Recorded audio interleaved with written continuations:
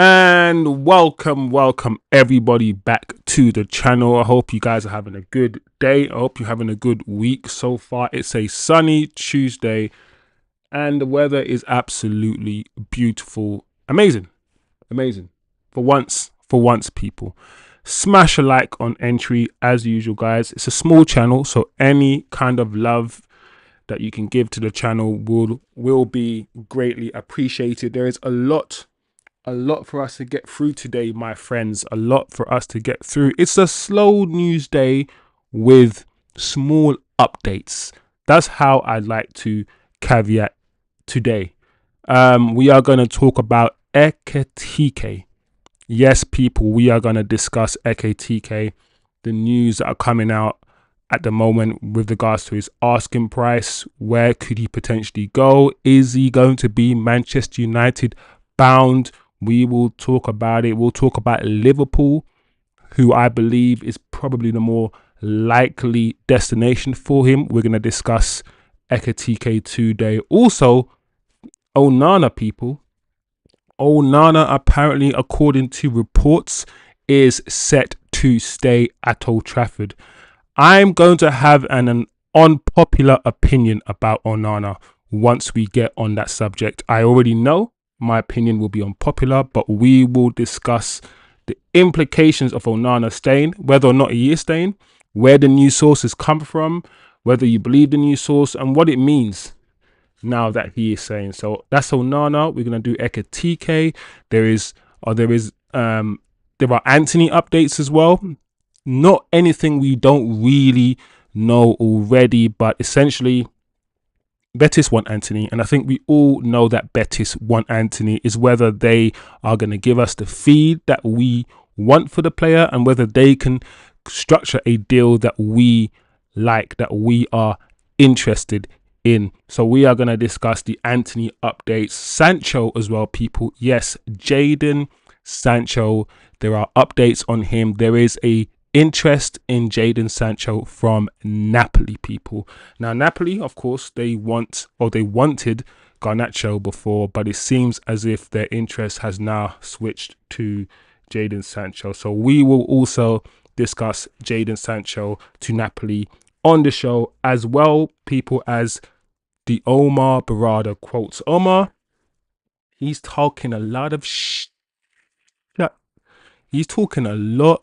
He came out in an interview and he said a lot. One of the main points to take away from the interview is him saying that Manchester United will win the league by 2028.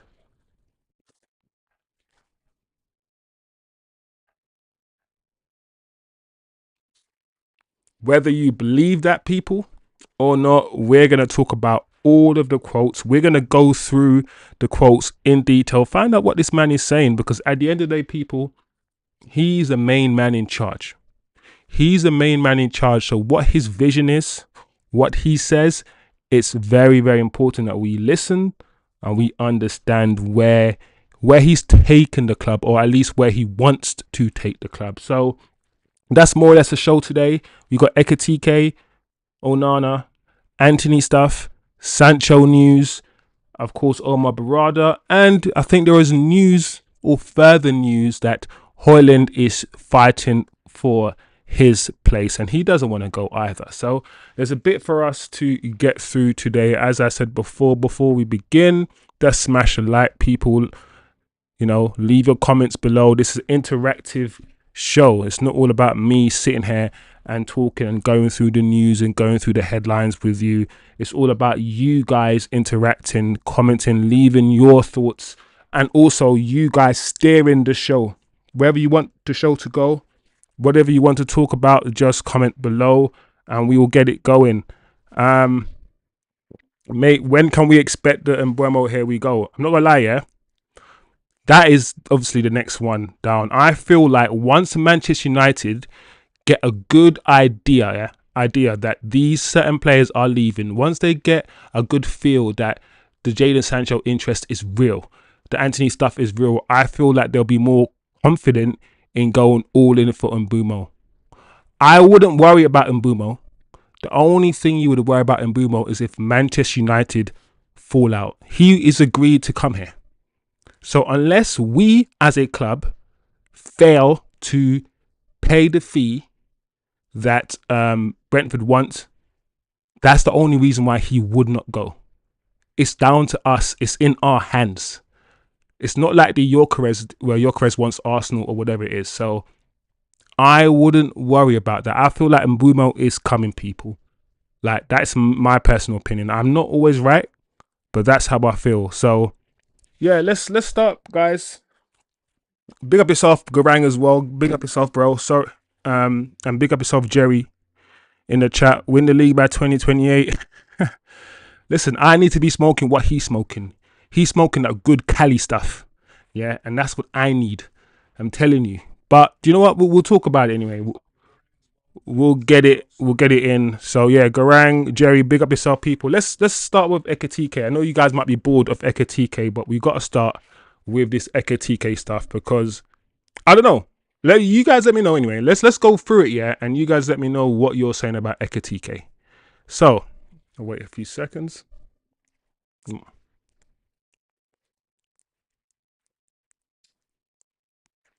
So Marcus Krosch has said, if the price isn't right, then he will stay with us.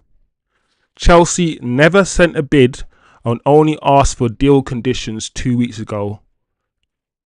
Eintracht, no, my pronunciation is botched, 100 million euros. This means next. It means cool. So that's fine. Cool.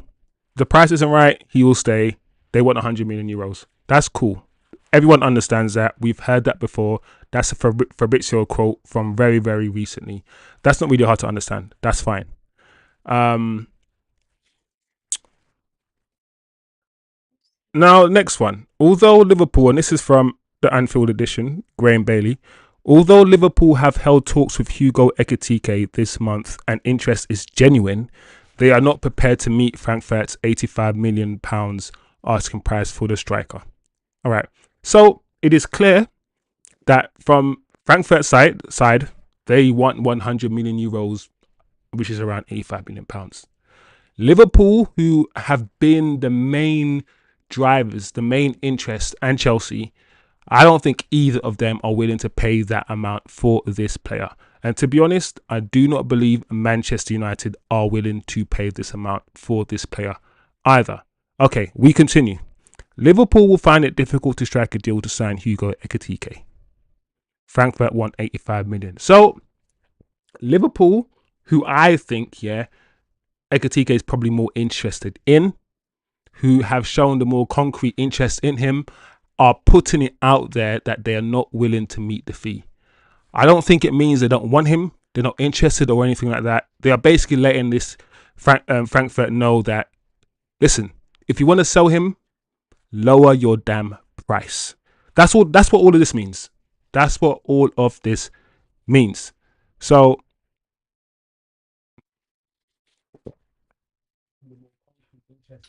sorry. Sorry guys, bear with me. Dave, next one. Is there another one? No. So I'm just speaking to my engineer people, just making sure there's not a next slide for us to speak about. So there's another slide for us to just quickly look at. There's another tweet out there. So let's look at this one. This one says, what does it say? Christopher Vivell, who we know, Manchester United's head of recruitment is pushing for a deal to sign Hugo Ekitike. Vivell has a great relationship with Frankfurt sporting director, and they are open to accepting a deal in installments or with installments. So that's a lot. That's a lot of information. So how do we dissect this information? What is going on? All I can do after reading all of the news, all of the tweets from Fabrizio and all of these guys, all these green ticks, blue ticks, should I say, journalists, is this. This is what I think is happening. Nobody this summer is going to spend 100 million euros on a striker who's 22 years old. And as good as Ekitike is, as good as his potential may be, nobody is going to spend that amount on this player. Right? So every message, whether it's from Liverpool or from Manchester United, is something to do with either lowering the fee or restructuring the fee or something to do with that. So nobody's paying that money. I think the player is a good player from my perspective. I think I've seen enough of him to believe that he will develop into a really good player.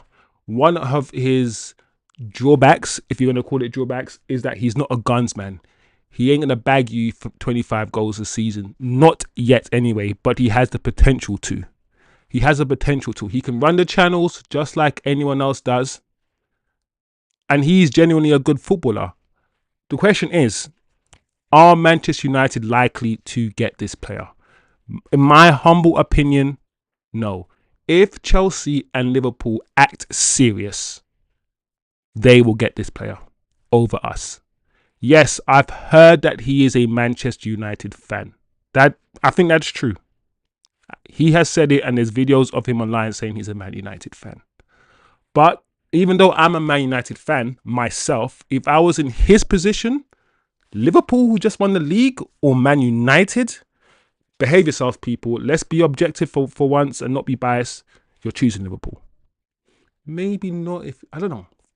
But you would. Objectively, you would choose Liverpool. So, to conclude with this, I feel like once Liverpool get the Darwin Núñez deal over the line and get the fee for Darwin Núñez, I feel like they will be in pole position to bid for this striker. I believe he could be the central striker for them for the next 10 years. We, as Man United fans, should not allow Liverpool to get this player. Like, if Liverpool get this footballer and develop him the way that they can develop players, it's peak. It's very peak. So the best thing for me is for him to stay. I do not believe Man United will get him, but there is a chance. If we can get Frankfurt, because there's another tweet, there's another slide I could show you of Frankfurt's selling and buying operations. And even though they're saying 100 million euros, the conversation or the talk is that they will probably, and we don't know this for sure, but they will probably accept less. If we can structure this deal in a way, that we're paying 20 million a year or whatever it is, then I'm all in for this player. I like Ekitike. I do. I know some of you guys prefer Osimhen, and I know some of you guys prefer Gyokeres. And I prefer Gyokeres, to be honest. But if we cannot get Gyokeres, this player, listen, I am good with this player, but not for the fee that they are demanding. And that's my stance on it. Let me know, people, what your stance on this is. Still prefer Gyokeres, 100% Gyokeres. Yeah, I would like Gyokeres. Gyokeres is still my first priority because, one, the manager wants him, and I've said this before on other streams. I would like to get the player the manager wants because I want to give the manager his tools. Every other manager has been given a transfer kitty and been allowed to buy his players. I think this manager should be allowed to buy his players. And only then, because last season it was terrible. And I said to myself, rather than being Amrim out, let me sit back and say, do you know what? Let me give him next season with his players. If he doesn't show me anything next season, then I will take a more stronger position. But he at least deserves his players. And that's why I want Gyokeres. Because he knows the system, he knows the manager, and he's experienced, he's mature, he's a gunsman. And I reckon he'll get us the goals. PSG have a sell-on fee. Is that why the asking price is so high? Jerry, yeah. I think that is another reason why the asking price is so high. Because as you can see on screen, people, this is what they do. This is what Frankfurt do. They're a selling club. We know that they are a selling club. These are the players, that they've sold recently, and their profit is what's their profit? 268 million. They buy low, develop the players, sell high. However, as you can see, apart from I guess Kolo Muani is the one that stands out, but no one's really going for above 95 million euros. Mamouche went for 75 million euros, which is what would you say? 75 million euros is 62 pounds. Sorry, 60. I wish it was 62 pounds. 62 million. Imagine, flipping heck. So that's what's given. There's no official news from the club to say that they're willing to accept a lower fee. The lower fee conversation, has come about because of this information that you guys can see on screen. So people have put 2 and 2 together, and everyone's now saying that Frankfurt will probably accept a lower fee based on what they've done in the past. So it is what it is, people. I don't mind the player. Gyokeres is still my first signing, my priority signing. But if we can get this guy over the line, I feel like this is a striker for 10 years. For 10 years. He can dribble with the ball. He can move with the ball at his feet. A lot of people are comparing him to more the Isak type of striker. Someone who can do everything. Not Gyokeres can only score goals and he can run the channels. Not really good at hold-up play. He's not a good dribble of the ball. Osimhen, bully. Strong, physical, he'll bang goals. This guy won't score you as many goals as the 2 players that I mentioned, but all-round football, he will give you that. It depends on what you want. If you want a striker for now or want a striker for the future, how you're investing. If Omar Berrada, as a quote say, want us to win the league title by 2028, is this the type of striker you want? There's so many questions you can ask, bro. So many questions you can ask. But that's Ekitike for me. That's my position on it, and that's my thoughts on it. Let me know. I mean, you guys have already commented in the chat. Too expensive for his level. Sell Garnacho. Grang is telling or is stating who he should sell: Garnacho, Antony, Sancho, Rashford, Malacia, Højlund, Baleba. Hey, listen about Baleba, the more I see of Baleba, obviously Baleba, I wouldn't say he went under the radar, but not a lot of people are talking about him during the season. But the more I think about Baleba, I'm like, if Brighton just don't fleece us for him, because I'm thinking Caicedo, went for 100 million. If Caicedo went for 100 million, what's Baleba going for? Is Baleba better than Caicedo? Am I gassing a little bit by asking that question? Because it's a genuine question, people. Is he a better all-round player than Caicedo? That's an honest question. I don't know. I don't actually know, people. United, I want Osimhen and Buemo, Emil Martinez, Edison, Hayden, Hackett, Lewis, Fofana, Laporte. To United, better for next season, please. See, Jerry, that's what I'm saying, Jerry. Like, why are Brighton like this? What annoys me, and I'm pretty sure it annoys all of you lot, is why is it Brighton the only guys that are spending £10 million on players and flipping them for 100 million in 2 seasons? Like, what the F? Why? Because, like, they're not spotting players that we haven't spotted. They're just taking a chance on players that we wouldn't take a chance with because we want a bit more certainty. That's what I feel like is happening. Like, why can't we get Baleba before Brighton do and then develop our own Baleba? Rather than always rely on these little small Premier League teams to buy a little player for 10 million, have 1 or 2 good seasons and flipping 100 million, bro. Like, that stuff frustrates me. Why can't we do that as a football club? Anyway, let's move on, people. Let's move on. Anyway, there's a quick stat on Baleba. Just because you guys mentioned Baleba. Somebody mentioned Baleba. So here's some quick stat on Baleba. Midfielders with the most interceptions in the top 5 leagues. Santos. That, I mean, interceptions aren't the only thing, as we know, that a DM has to do. That would be very ignorant of me just to base my analysis or assessment on him on just interceptions. But Brighton are not even a top 5 team. So, I mean, you could argue that if you're playing for a lower team, you're probably going to have to do more interceptions because you're probably going to have to play without the ball more than if you played for like a Liverpool or Man City, who play with the ball and have like 70% possession. So I always got to tell you guys, yeah, when it comes to stats, yeah, I don't get fooled.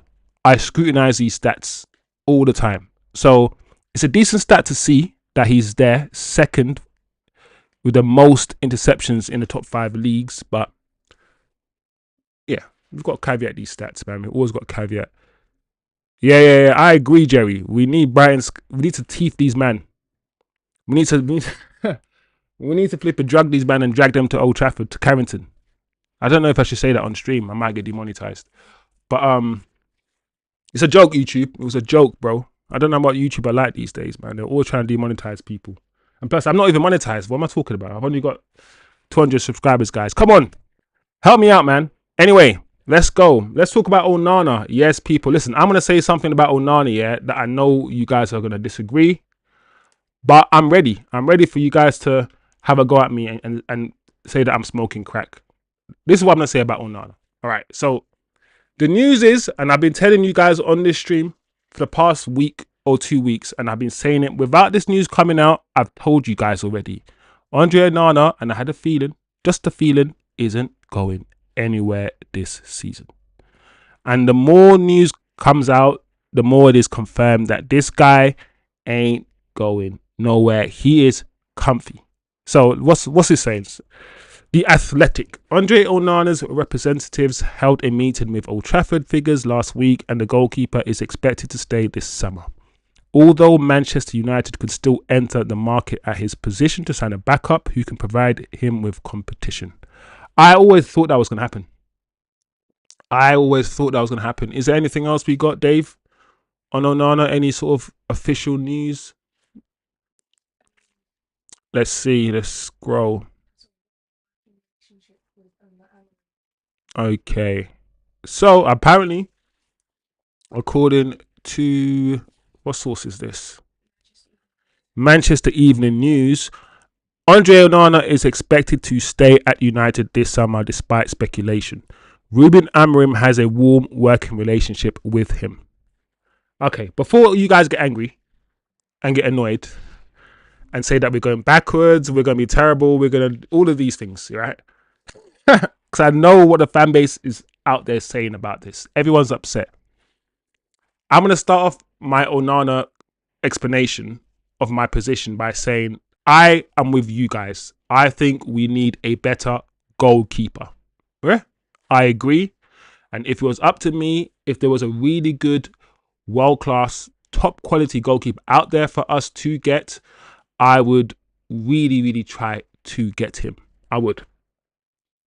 However, there is a lot of Man United fans, yeah, who are trying to revise our season's failures and whittle it down to just Onana's fault. I see more and more as time goes on, we've forgotten, yeah, that he only started making mistakes after January. Before January, he was fine, right? And we were losing matches left, right, and centre before January, before he started making mistakes. He made about 5 or 6 massive errors, I reckon, between January and May.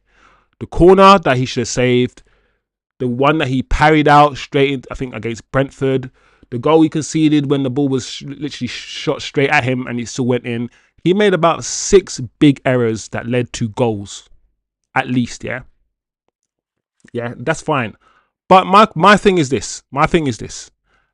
As much as I don't think he's good enough, as much as I think he has technical deficiencies as a goalkeeper, like the way he dives and all of these things, right? We didn't finish 15th because Onana, bro. We did not finish 15th because Onana. We, as a football club, did not fail to score goals because of our goalkeeper. That's not his fault. Yes, we lost games and we conceded goals because of his bozoness.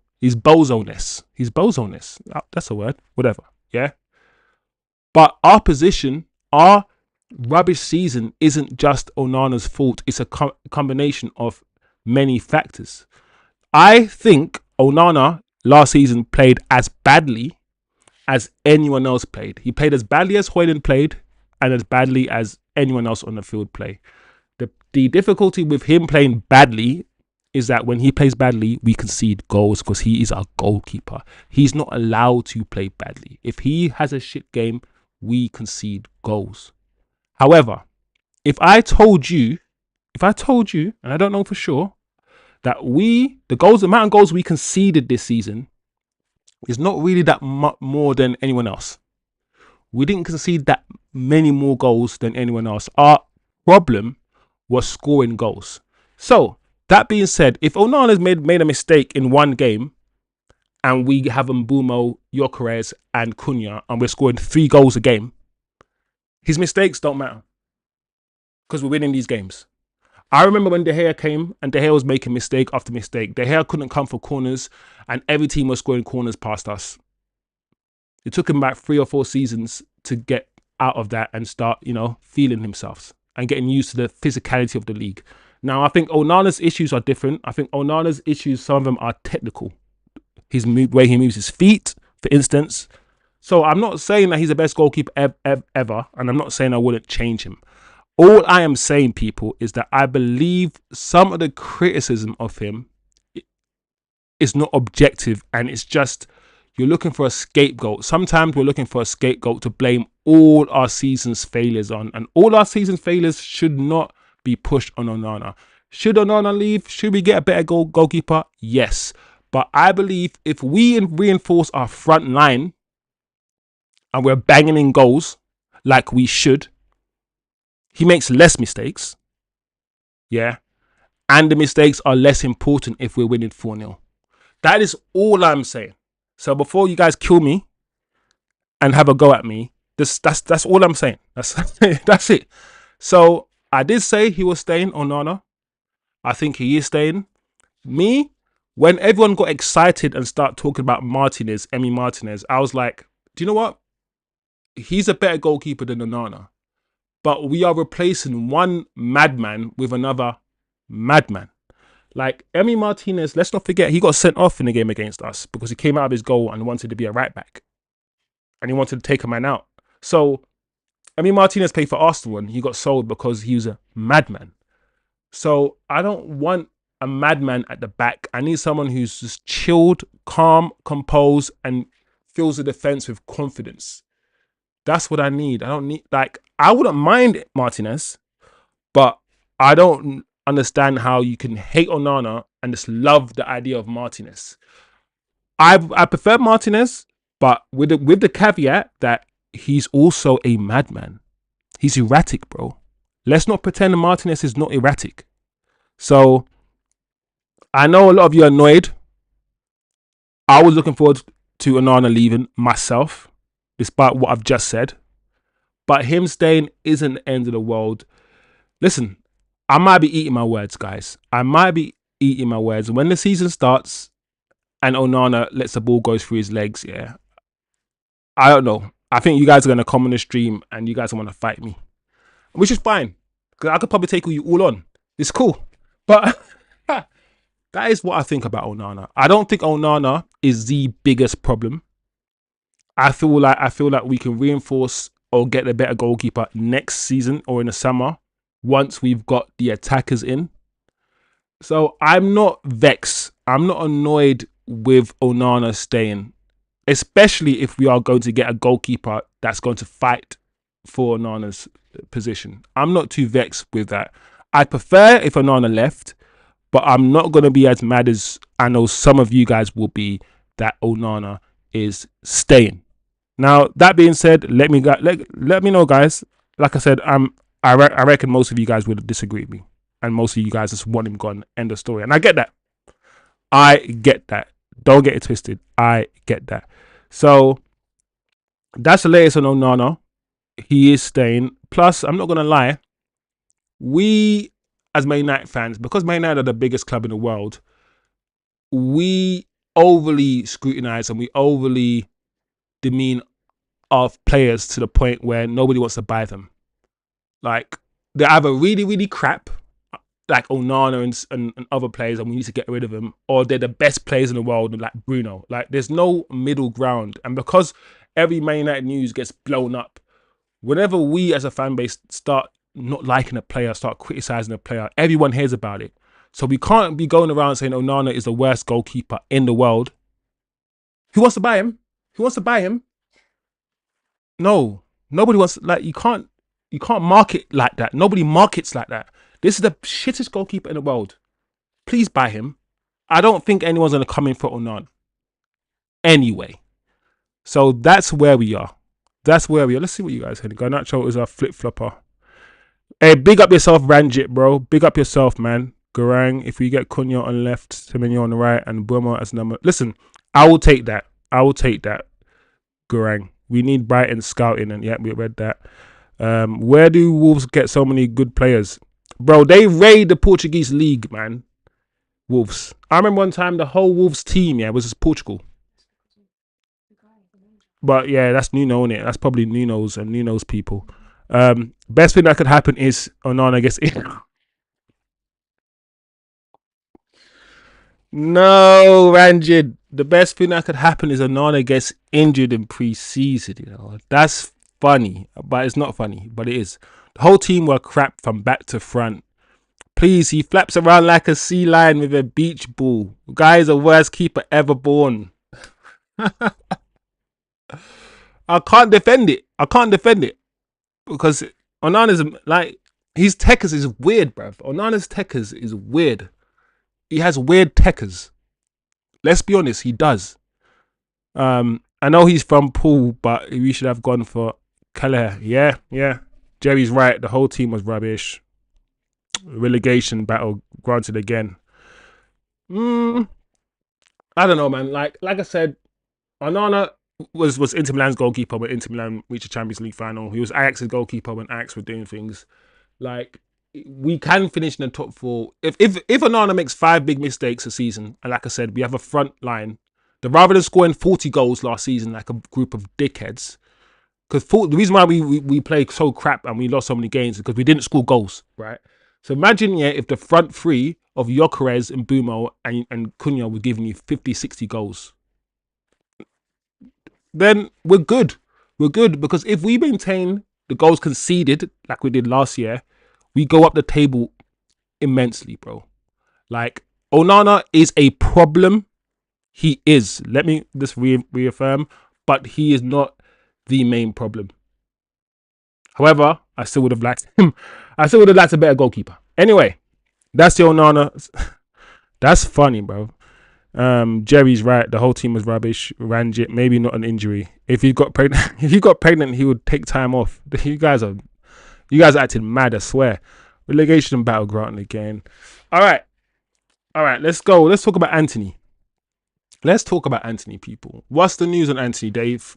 Put it on screen for me, please. The Antony situation. Let's talk about it, people. Can you guys see what's on screen?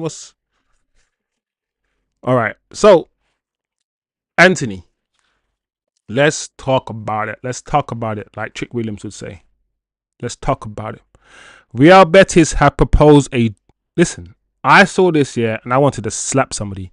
Real Betis have proposed a joint ownership agreement to Man United for Antony that would see Betis buy increasing percentages of his playing rights. What is this? What kind of tomfoolery, buffoonery, bullock-a-doo-doo is this, bro? I've never heard of this. Betis have previously used a similar technique. I say I haven't heard of this, then the thing goes on to say that they've used it before. Anyway, Betis have previously used a similar technique labeled the Abdi. Listen, the Abdi formula, that sounds Somalian to me, bro. The Abdi.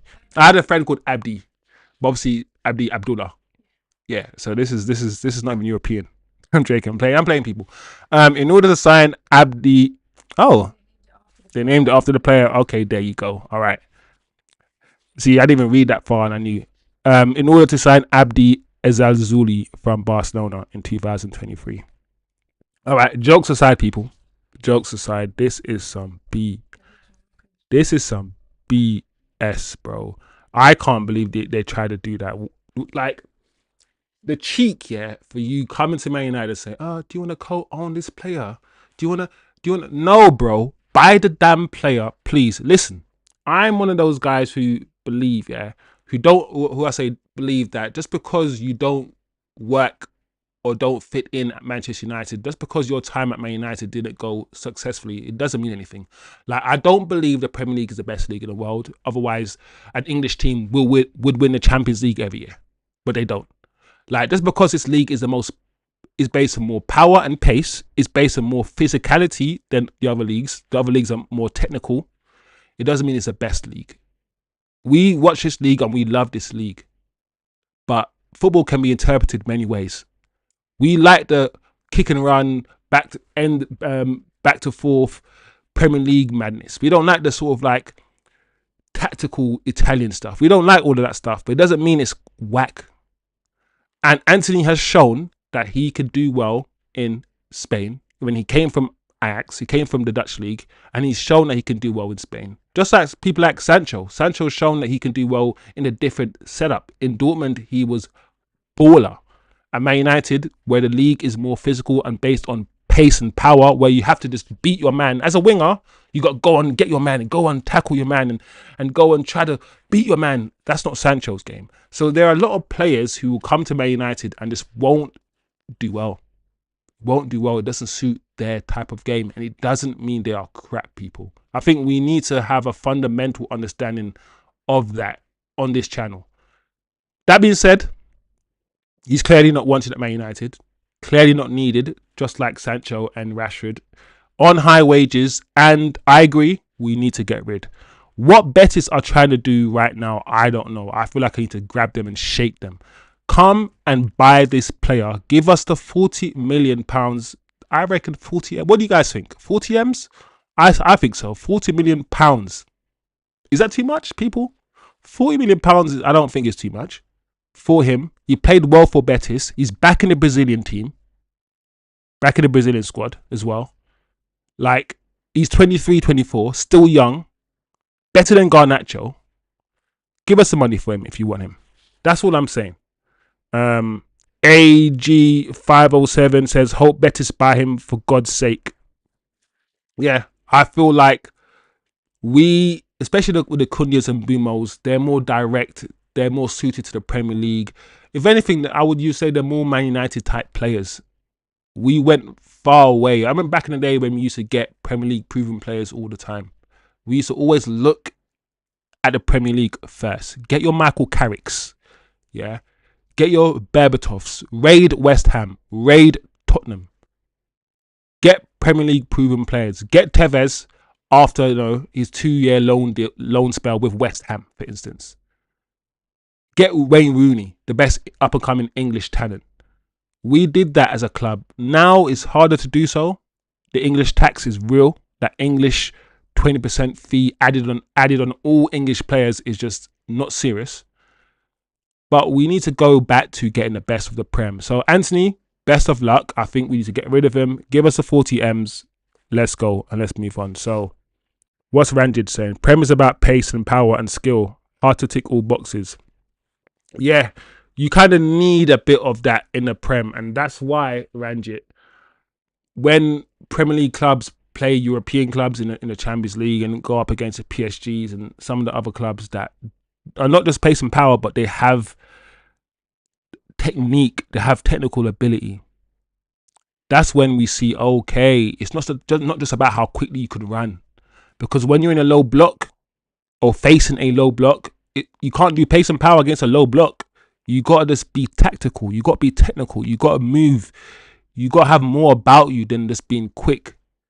So it is what it is, guys. That's Antony anyway. Let me know what you guys think about this Antony situation. Most of you probably agree that he needs to go, and we need to get some money for him. A good amount of money. Of course, we bought him for about, 80 million. Was it pounds? About 95 million euros. So we are taking a massive loss on him. But yeah. So we've spoken about Ekitike, people. We've discussed that. We've discussed Onana staying. I've given my opinion on Onana. That's Antony. Let's see what Sancho is saying. Let's see what the talk of the town regarding Sancho is. What are you saying, Jadon?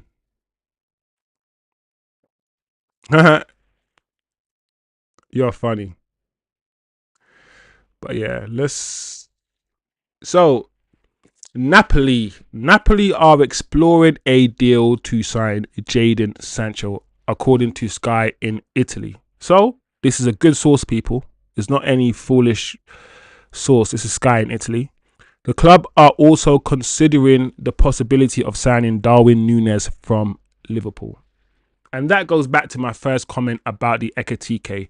I think if Darwin goes to, will get sold just in general, he might go to Napoli. But Liverpool get the fee for Darwin. I believe they will go in for Ekitike and they'll probably get him. I still believe Gyokeres is probably, and this you probably might only get this on this channel. I still believe Gyokeres is the fee to get out, more obvious signing to make, and I still believe Arsenal want Sesko. I honestly believe that, and I think Arsenal are using Gyokeres to lower the Sesko deal. The problem is a lot of our pride will be hurt knowing, or at least believe, if you believe the tweet that Gyokeres prefers Arsenal, once he backs down and says, you know, I've always wanted to come to Man United. That tweet about me preferring Arsenal was all lies. Man United are my boyhood club. They're the only club I've ever thought about going. He's going to do all of that, right? And he's going to butter up the fans. And once you guys hear that from Gyokeres' mouth, you're going to forget that he chose Arsenal over us. You are. You're not going to care. Once he scores his first hat-trick, you're not going to care that in the summer his preference was Arsenal. I still think Gyokeres is Man United bound, but I'm only about 60%. I started the summer, guys, saying, 70, 75%. I think I'm about 60% now. I'm not as confident anymore, but there's still a part of me for some reason that still believes that we can still get him. I don't know why. Even this Ekitike stuff that we're doing, I still feel like a part of this Ekitike, I mean, we do like him. He does look like a Vivell kind of player, but a part of me is still thinking that this is still to get Sporting to drive down the price as well. Two things can be true at the same time, right? So it is what it is. So Sancho, anyway. So like the thing about Sancho is this. I like Jadon Sancho. I think we all wanted Jadon Sancho at the club. The Jadon Sancho saga went on for so long. And due to a combination of him, he has to take ownership of this too. The club swapping and changing managers and not understanding him as a player, whether it is Ten Hag coming in and signing Antony to play right wing when we had Jadon, a lot of things hasn't gone his way. And our expectations of him, for some reason, we wanted him to be the kind of winger that goes on and takes on his man all the time and always wanted to take his man on. That winger doesn't really exist in the modern game, and that's not Sancho's game. I feel like the expectations of who we thought Sancho is, he's essentially a number 10. He's a ball carrier. He's an intelligent footballer. And when he went on loan back to Dortmund for 6 months that season, he tore the place down. I think his performance in the Champions League was one of the best Champions League performances in history, or something like that. His season for Dortmund was absolutely amazing. He literally just helped Chelsea get top 4 and win the Conference League. Like, he's not a bad footballer. He never will be. Jadon Sancho is a good footballer. The media has flipping destroyed his image. The media, like when it comes to certain players, and I'm going to be honest, I've seen this. When it comes to certain players who look a certain way, the media will build them up like a Rashford and then tear them down a few years later. The media doesn't care. The media just wants a story that sticks. And there's a lot of things thrown at Sancho that has stuck. Sancho needs to own up to some stuff. He hasn't carried himself always in the best light. He's fallen out with the manager, Ten Hag. In my opinion, he only stuck up for himself and said, I've been used as a scapegoat. He hasn't played for this club, for 2 years. And yet people hate his guts. He hasn't played for this club for 2 years, and yet people still try to allude Man United's downfall to a player that hasn't played for this club in 2 years. So I feel like a lot of the abuse he gets, a lot of the negative media he gets is unwarranted. However, He still hasn't pulled up any trees, and he has generally underperformed at Manchester United. He has. So he is a kind of player that I like. I'm not gonna lie to you guys, but he needs to be sold. See, I can hold two perspectives. I can say I like Jadon Sancho, and also say this guy needs to be sold because the manager doesn't want him, the club doesn't want him, and to be honest, the fan base, the way that the media has just thrown him out through the dirt, the fan base don't want him. It won't be right for him to stay at the club at all. So he needs to go.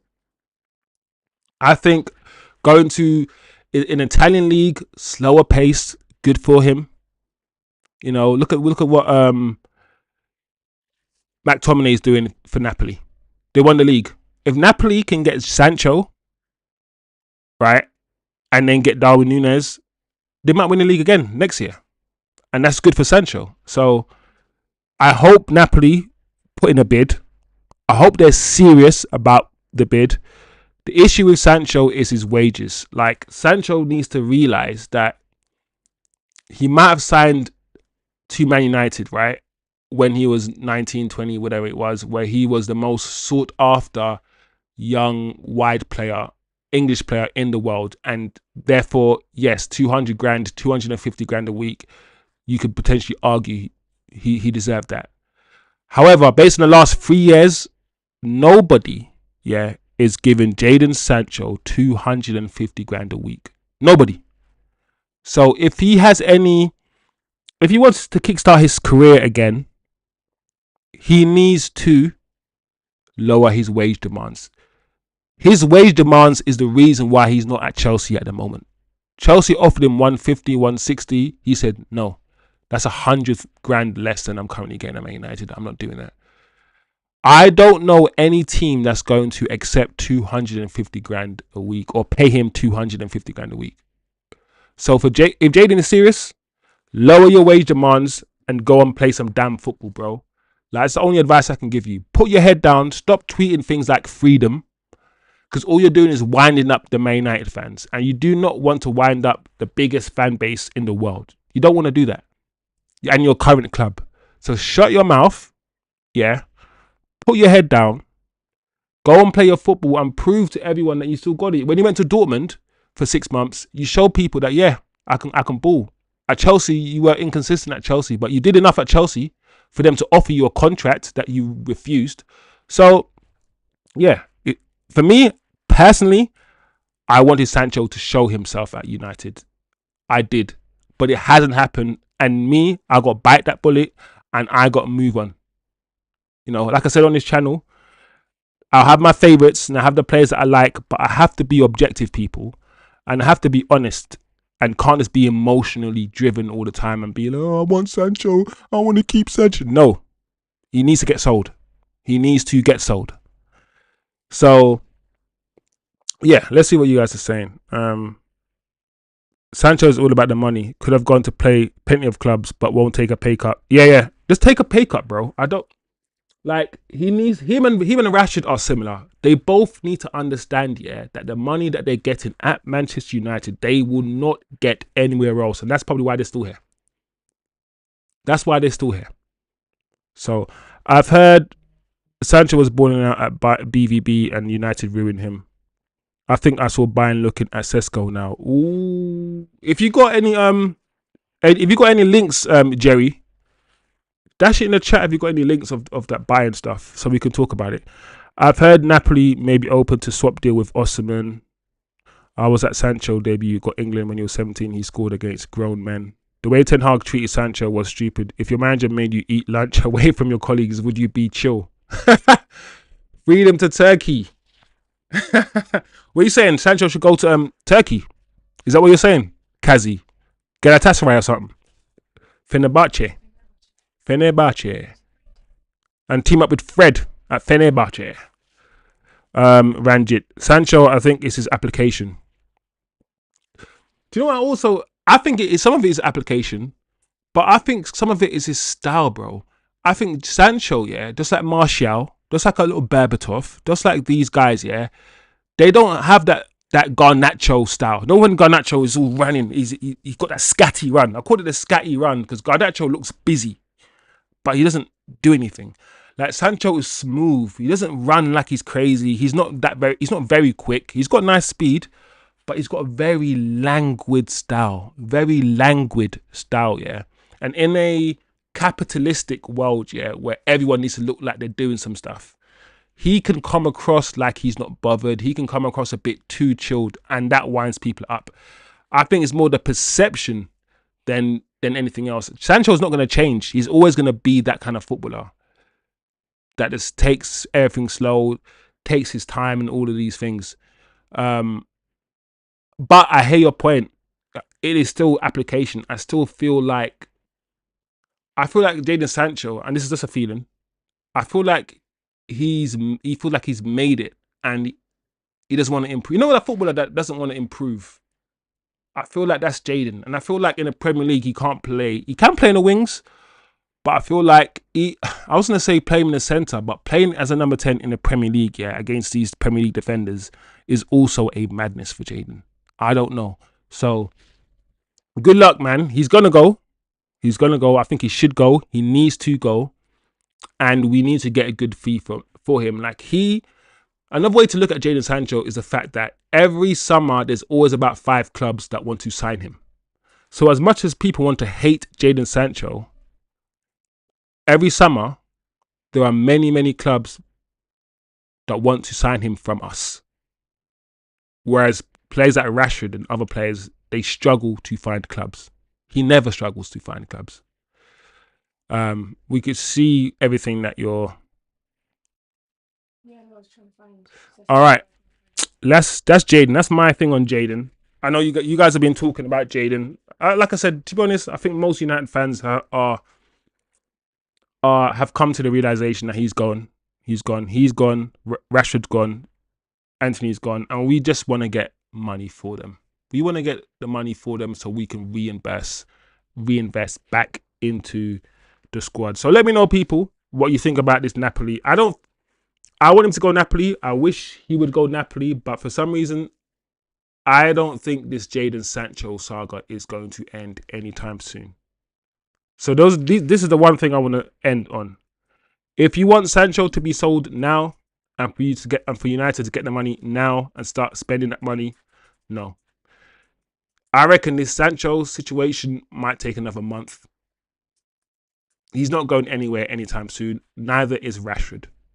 These players are not going to be sold anytime soon. I really want us to understand that. That's the truth. They're not. So let me know if you believe this Napoli interest. And if you don't, where do you think he's going to go?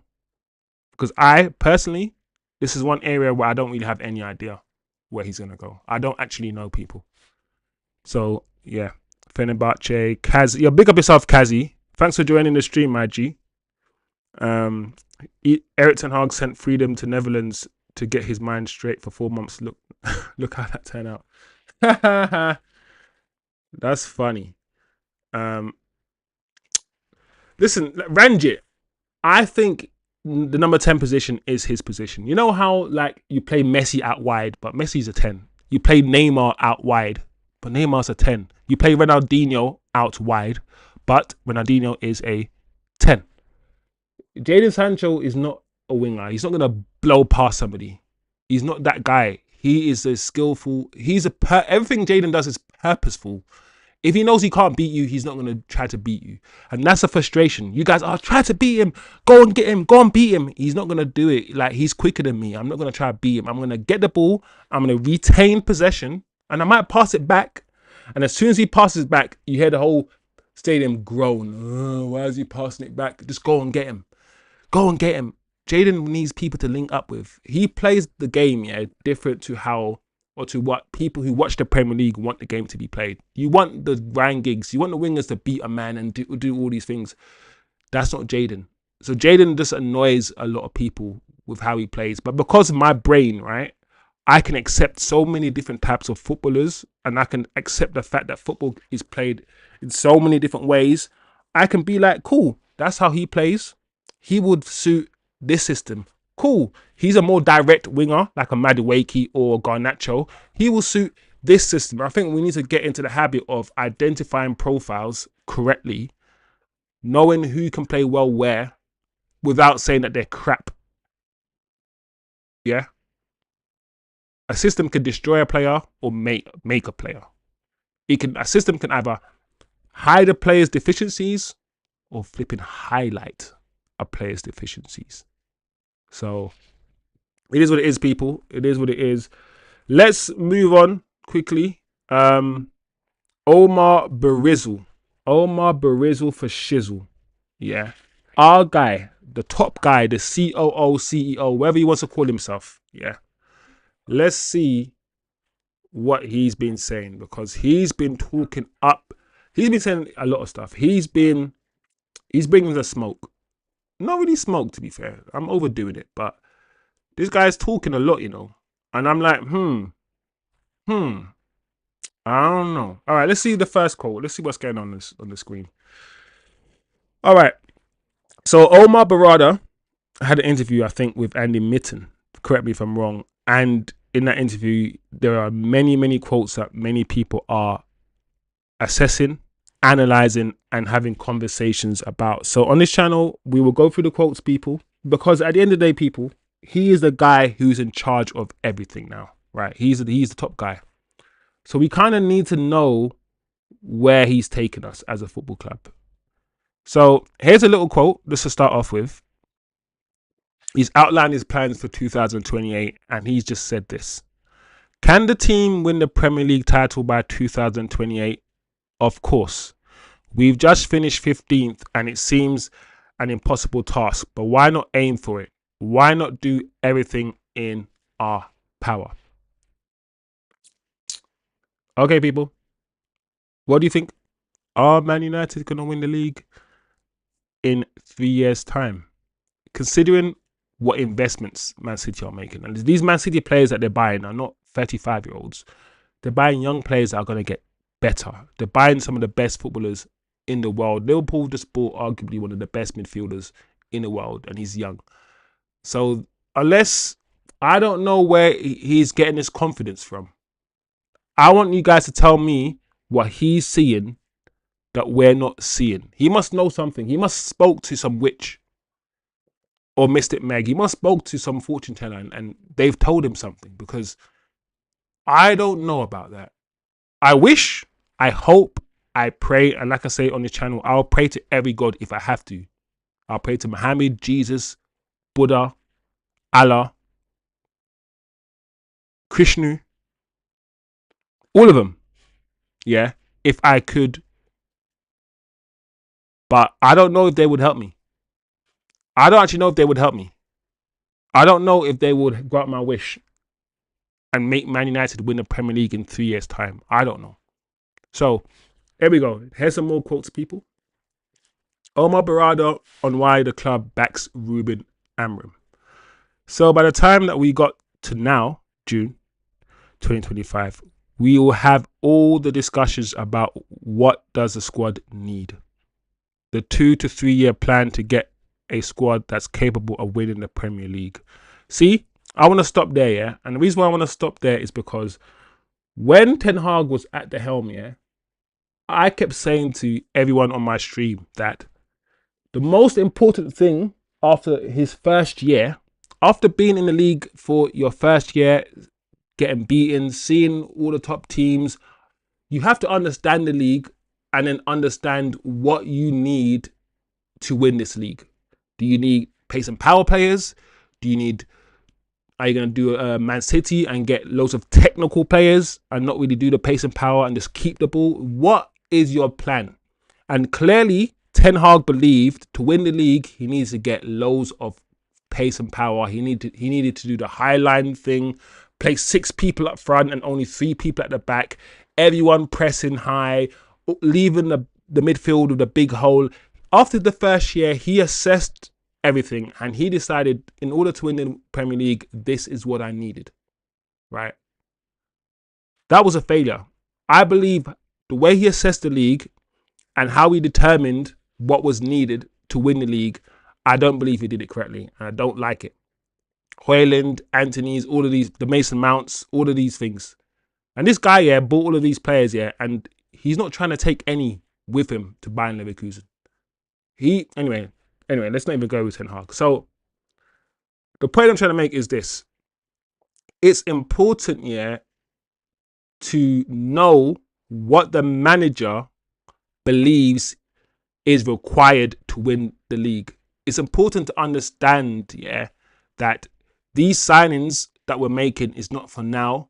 It's important to understand that these guys are sitting down, yeah, and they are talking about 2-3 years. They are making a long-term plan. It's important because we are tired, yeah, as a football club of short-sightedness, of sticking plasters, of buying a Ugarte because we have to, of buying a Casemiro, rush buying players that we can't get rid of, signing players and giving them £250,000 a week contracts that we will never be able to get rid of, and having them just pick up their wages. We need to sit down and to have serious thoughts about what we need.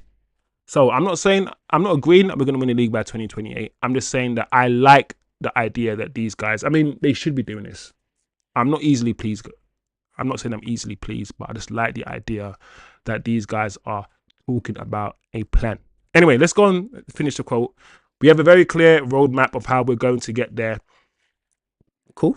Had Ruben started on July 2025, which is, of course, in a few weeks, we wouldn't have been able to have all of that knowledge, right? So he's basically doubling down on Ruben Amorim starting the way when he started, having the season that he had, implementing his system halfway through the season in order to just fully assess where he needs to recruit. The idea is this. If, right, he came in now, he wouldn't have had the whole season to assess what he needs. So the write-off season that we just had, he's basically saying it's a very important season. Now we know where we need to strengthen. So, you guys can take that what you will, but he's trying to essentially justify. There's a question mark there, right? Literally, there's a question mark there. So he's asking us a question too. Anyway, and that's what I feel these 7 or 8 months that he's had. He suffered in the Premier League, and the team has suffered. That's why I feel that it's really going to help us in the future. So, if football was a Disney story, then all the pain and suffering that you've endured will lead to glory at the end, right? You suffer, and then in the end, you achieve. That's a Hollywood movie. And we love a story in football, but football doesn't work that way. We could suffer and suffer, the next season suffer and suffer, then the season after that suffer and suffer.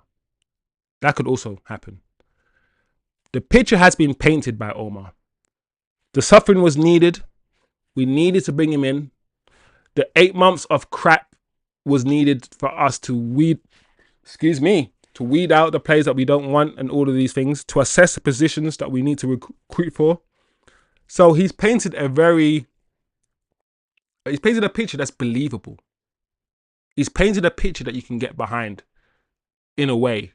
But this win in the league by 2028, listen, I think I'm going to go back to that tweet or go back to that comment about winning the league in 2028 after the end of the window. By the end of the window, if we've signed Cunha, Mbumo, Gyokeres, a goalkeeper, and a central midfielder that all walk straight to the team, then I'll be like, yeah, okay, I see it. So, I don't know, guys. What do you guys think? Let me know. I think I've spoken a lot about this now. But let me know what you guys think about the Omar Berrada quotes. Does it fill you guys with confidence for the next season? Are you basically saying, shut the hell up, Omar, and get to work? I don't want to hear you speak. What are you guys thinking about these quotes? And about Højlund, there's also, before before I go, people, there is talk on Højlund really, really trying to stay at the football club, while there's also talk on Højlund potentially leaving the football club. And those two things are opposites, right? So there's also talk about Xerxes. It's not official, guys, not official, but there is strong messaging coming from the club that Xerxes isn't going anywhere. Which means Højlund is the one that has to go. He has to go. So let's see what's on screen now, guys. As we always do, we like to get official tweets, hear from the horse's mouth. We don't try to make things up here. We just talk about what's been said, what the news is. Onana is expected to stay at Manchester United. We know that. Rasmus Højlund's preference is also to stay and fight for his place. Now, there's a difference between the two sentences. One is expected to stay. Cool. One just simply says his preference is to stay. And I'm like, hold on a second. Of course his preference is to stay. He, apparently Højlund, is a Manchester United fan. He's playing for his boyhood club. Probably, I don't know what his wages are. If you guys know what his wages are, let me know. Probably getting about 150 or something a year. Nobody wants to leave Manchester United when they get here? Nobody. So his preference is to stay and fight for his place. That is good. But I do not care. I'm going to be real. Højlund is not good enough to stay at this club. I'm sorry. I got to be frank. I don't think he has. I can spend half an hour. I know you guys don't want to do that. Listen to me for half an hour more. I could spend half an hour dissecting Højlund's game. He's always on the floor trying to eat grass like a goat. He'll never be a goat. Like, he's always trying to back up into players. He doesn't use his strength or his size effectively, in my opinion. He can't hold the play up. His shooting technique is really bad. When he shoots, he often falls over.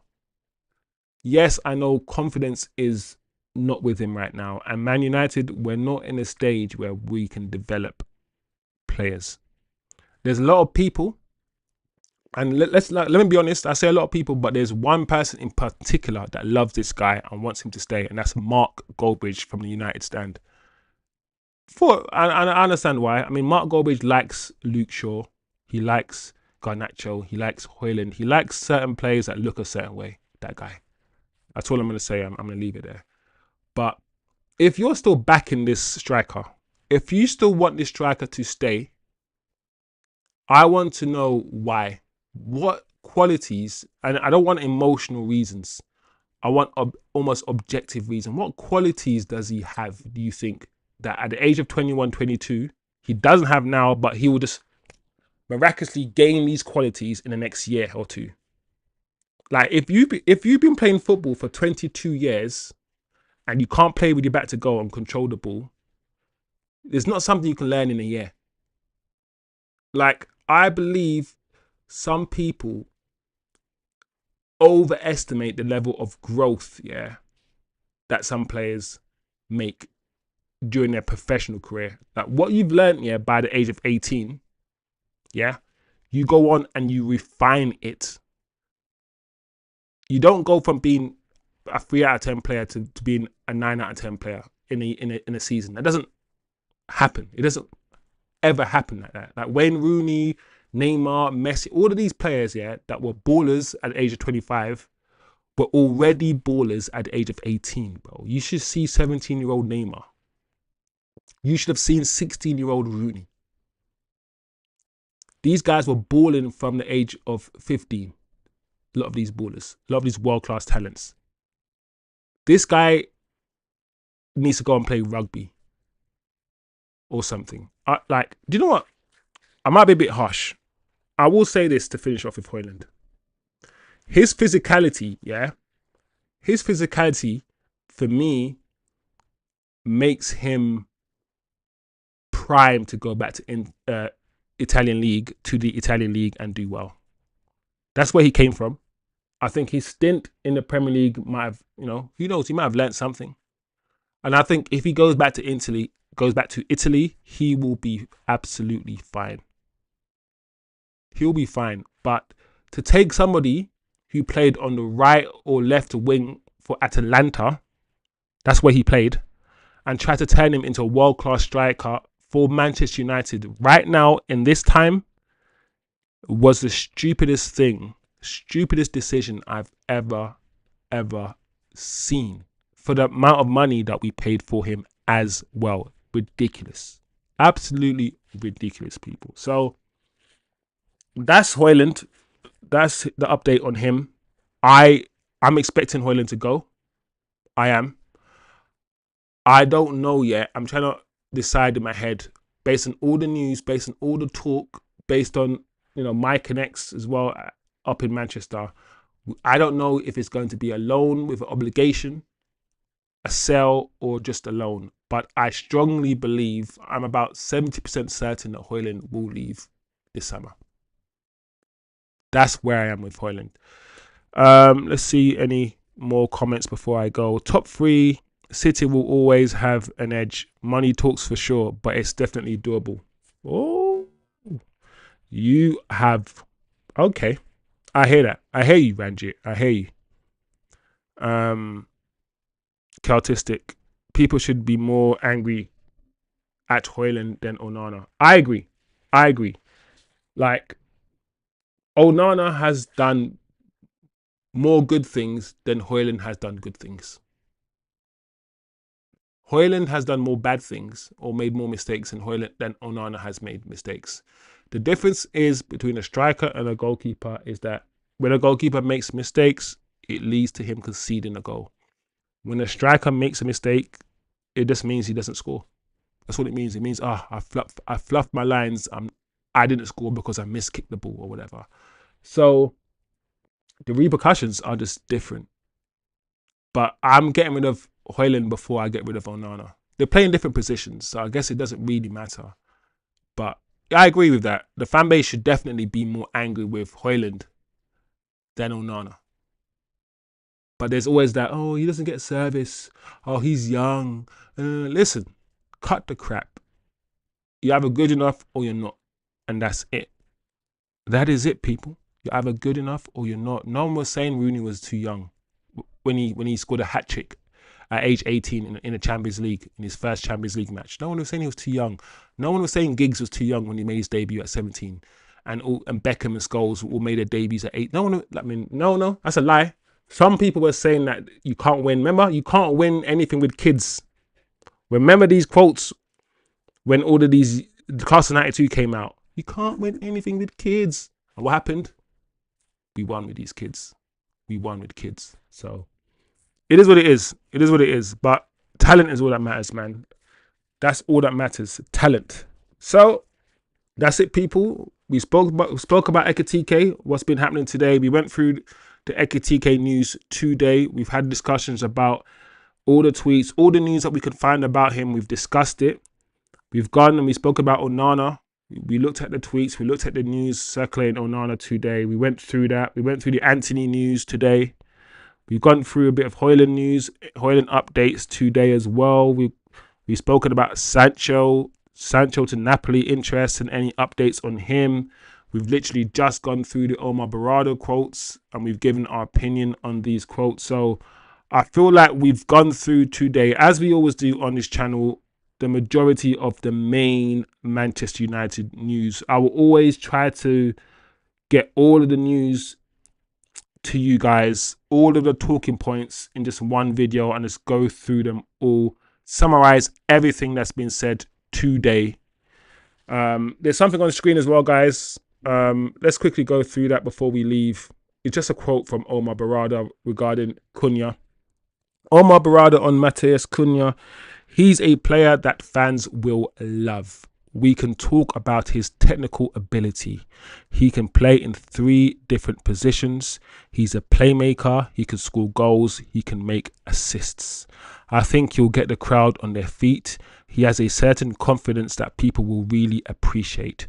I dare say he's Cantona-esque or Cantonesque.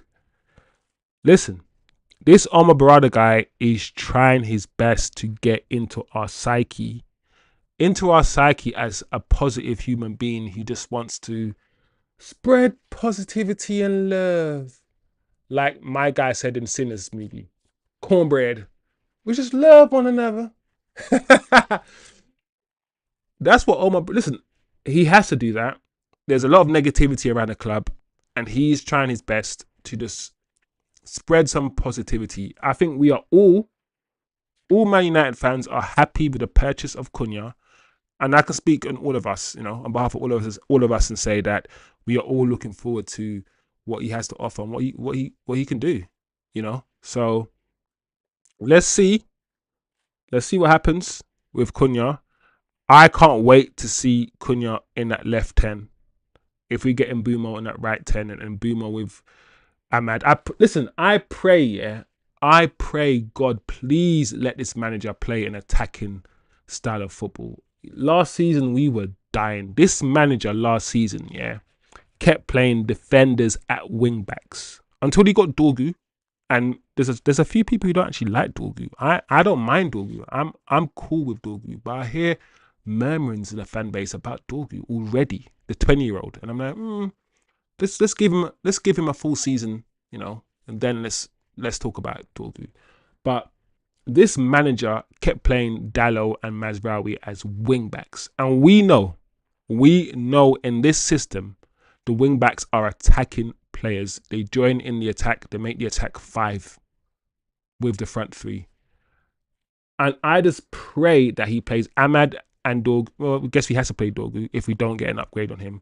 He plays Ahmad and Dorgu as wing backs and put Dalot on the damn bench. Please, we need goals from wing back. We need attacking wing backs. That's what we need. So as much as I'm getting excited about Mbeumo and Ahmad, linking up on the right, I pray the manager does the right thing and plays them together. Because last season, as we saw, this manager can do some weird shit. Anyway, people. If there's nothing else, no other updates I can see online, let's quickly go online on Twitter to see if there's any here we goes, any tweets to talk about before we end the stream. No, not really. What's that?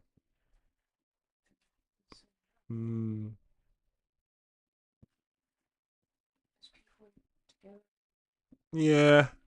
Okay. I mean, the Club World Cup. Listen, I'm glad the Club World Cup is not doing that well. It's not been greatly received. It's just.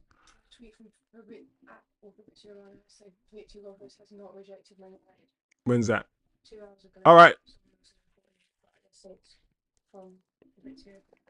All right, guys. Just before we go, there's a tweet there. It's on your screen, and you should be able to see it. And this is what I'm talking about. Victor Gyokeres did not reject Manchester United. That is a tweet. And, well, it's been paraphrased. That is a tweet actually apparently coming from Fabrizio Romano. The tweet is from Simply United, but it's believed to come from the mouth of Fabrizio Romano. So, if that tweet is true and Fabrizio's coming out and he's saying that, that proves my point. When I said to you that his preference is to join Arsenal doesn't mean he has rejected Man United. Listen, my preference might be cookies, chocolate chip cookies over chocolate digestives. It doesn't mean I hate chocolate digestives, bro. Like, if you prefer one thing over another thing, it doesn't mean you hate the other thing. I think the way our brains work often as humans, yeah, we don't handle nuance. We prefer things in black and white, left, right, up and down. We prefer clear divides so our brains can understand it, so we can quantify it, add numbers to it. When things are a bit nuanced, right, in the grey area, a lot of us don't have the critical thinking skills to dissect what we're reading, what we are absorbing as human beings. We don't. And we prefer things in basic language. I said to you guys on this channel, as I always break it down for you lot, that just because a man says he prefers a next team doesn't mean he's rejected the other team, right? And I did say that all it will take is for one tweet to come out to say that he hasn't rejected Man United. That's a lie. And for him to come out when he signs and says, I've always dreamed of coming to Man United. They're my boyhood club. That's all it takes. Some lie. I mean, it could be a lie. But that's all it takes, and everyone will be happy again. That's all it takes, because we are emotional creatures, men. We are very emotional. We don't regulate our emotions well, like women do. And therefore, our emotions come out, yeah, when we least expect it. We get angry at footballers when we shouldn't really be getting angry. And we get overly excited when we shouldn't really be getting overexcited. We're just like babies. We are. So, that tweet, as you guys can see, and I knew stuff like this was going to happen. I knew very, very soon that Gyokeres was going to have to start backtracking, or the idea that he prefers Arsenal will soon have to be dispelled very soon if he wants to keep his options open. Don't stamp yourself to a post, yeah. Keep your options open or shut your mouth. Just keep your mouth quiet. That's all. So it is what it is, people. So that's the Victor Gyokeres situation. A tweet from Fabrizio just a few hours ago. So I'm going to leave you with that tweet, people. As usual, it's been absolutely amazing. Great show, great conversation. The chat's been flowing. Big up Ranjit, Kazi, Jerry, AG, Gurang. Big up yourself, Gurang, man. You're always showing love to the channel, man. Big up everyone who shows love. You know, I appreciate you, because at the end of the day, you guys could have gone on anywhere, could have clicked on any channel, and you guys came here. So I'm always going to show my appreciation. So big up yourselves. Hopefully tomorrow we'll have better news, because today it was a bit of a slow news day. The news that, you know, I could bring you today, the talking points, you know, apart from the Onana thing, I think most of it was just a repeat from yesterday. And yesterday was a slow day. So hopefully Wednesday something big will happen. I believe that, is it the 16th the window opens again? So I think the window's opened again yesterday, right? And I believe from the 1st of July is when you can officially register players. If I'm wrong, let me know if I'm wrong, people. But yeah, that's it. That's the show, people. Big up yourselves. Please, people, if you can show some love and like the video, if you can share it to someone else that you know, another Manchester United fan. Listen, this is a community that you can come here. You can chat to me. I'll always talk back. I'll always read the comments. I'll always interact with you, man. And we can start a community where it's just about football and just pure football. Like, no BS. We're not always going to enjoy or agree with each other's opinions on football, but we can have a civilized conversation and civilized debate. If you think I'm wrong about something, you guys will just correct me in the chat, and you guys will say, no, I disagree. And it's cool. And I'll listen to you. And if you guys can change my point of view, I'm open. I'm not really stuck. I'm not fastened. I haven't stuck or fastened myself to any point of view. I'm a flexible person. If someone presents me with some new evidence, then the reason why you have a brain is to change it. That's why you have a brain, to change your opinion. So big up your damn selves, people. Man United, we are back. I've just uploaded a few shorts as well, just silly shorts. So check them out. We keep it moving, man. Hope you guys have a good evening. enjoy the rest of your week if you don't see me again. And yeah, we keep it moving. Next time, or should I say, same time tomorrow, we will be here, people. So yeah, big up your damn selves, man. Love always. Peace out.